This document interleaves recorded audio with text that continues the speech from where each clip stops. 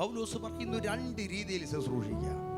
രണ്ട് രീതിയിൽ ശുശ്രൂഷിക്കുക. എങ്ങനെ പൗലോസ് രണ്ട് രീതിയിൽ ശുശ്രൂഷിക്കുന്നത്? ഒന്ന് ബുദ്ധി കൊണ്ട് ശുശ്രൂഷിക്കുക, രണ്ട് ആത്മാവിൽ ശുശ്രൂഷിക്കുക.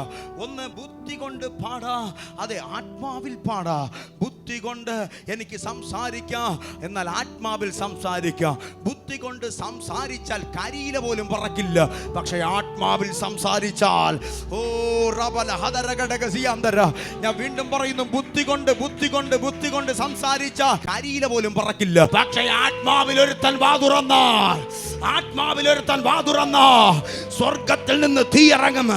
ആത്മാവിൽ ഒരുവൻ വാതുറന്ന സ്വർഗത്തിൽ നിന്ന് ആത്മാവിന്റെ കാറ്റടിക്ക്. ഹേ ഗെറ്റ് റെഡി. ദൈവസഭയെ ഉണരുക. നീ ആത്മാവിൽ പറയുക, നീ ആത്മാവിൽ പ്രാർത്ഥിക്കുക, നീ ആത്മാവിൽ നോക്കുക, നീ ആത്മാവിൽ നടക്കുക.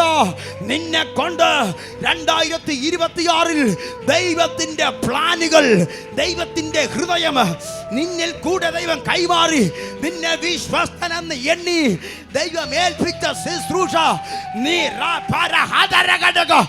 ആത്മാവിൽ ജ്വലിക്കുക.